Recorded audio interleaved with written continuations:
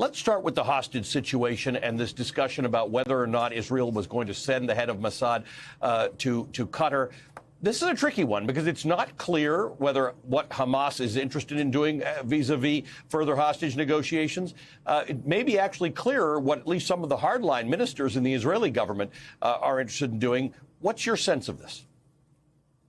Yeah, I think you're right. And the fissures that we're seeing are at least as many intra-Israeli as between Israel and the United States in this respect. The White House has been very clear and has managed to also transmit very clearly its commitment to do everything possible to get the hostages out. Whereas in Israel, you have some of Netanyahu's most powerful and also most extremist ministers basically saying, you know what, this is a war we're fighting, and the hostages are not going to impede our prosecution of this war. That's the reason that these hostage families, who really are sinking into worse and worse desperation as the days tick up to around 70, they feel that they are being shunted around, and they feel that they're possibly becoming the victims of a fight between kind of Netanyahu's better angels, let's say, or his need to respond to public pressure versus his really most extremist ministers who simply don't care. Noga, it's interesting because Joe Biden has been strongly supportive of Israel literally since day one. I know when I was there, I heard people sort of jokingly saying Joe Biden is the best prime minister Israel's ever had. But this growing fissure between Biden and Netanyahu comes at a time that Netanyahu is talking about a campaign. And he's sort of putting forward this idea that I'm the one who can push back on Joe Biden. No one else will be able to do it as well as I can. That's right. And this is Netanyahu reverting to a pretty old MO of his, in which he thinks that he can convince Israelis to increase their support for him by saying, I'm the only international face you got. I'm the only one who speaks English like a native. I know Joe Biden for more than 40 years.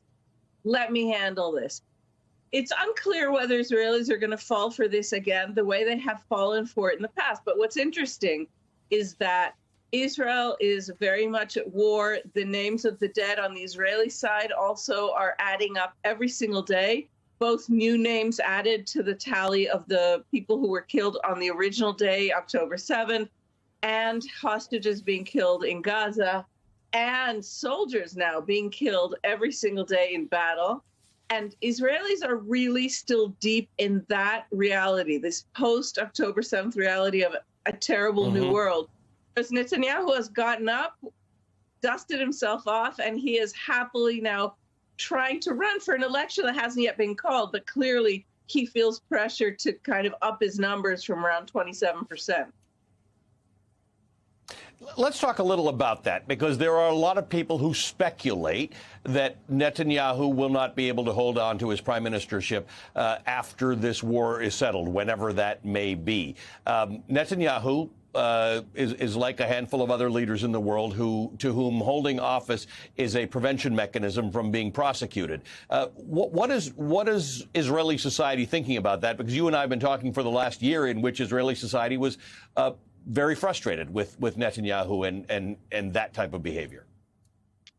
Right. Netanyahu's even in a slightly trickier situation because his efforts to overhaul Israel and turn it into an authoritarian state where he could, in theory, cancel his own trial were stalled. As you just mentioned, for the past year, Netanyahu attempted to push what he was calling a judicial reform and Israelis perceived as a coup d'etat. By the way, Joe Biden was loudly critical of that during the entire period and returned often to the concept of the shared values that Israel and the United States had to keep preserving. So what we see now is Netanyahu's actually on trial. He's prosecuting this war. His trial has renewed. His lawyers are trying to push, back the number of weekly sessions of the trial, push back the date of the restarted trial, pushing. But the fact of the matter, he is in power, and he would like to stay in power so that he can try to return to those coup d'etat legislative efforts, and then maybe still be able to cancel his trial. That is clearly still on the agenda. His justice minister isn't hiding it. He's refused to convene the Judicial Appointments Committee. He's trying to really kind of freeze that whole process. But we don't know when this war will be over or what Netanyahu will consider it. And I think that that's the number one issue being discussed right now with the United States here in Jerusalem, which is, when are you going to say this is over? When is this daily grind of war? And what can we install afterwards?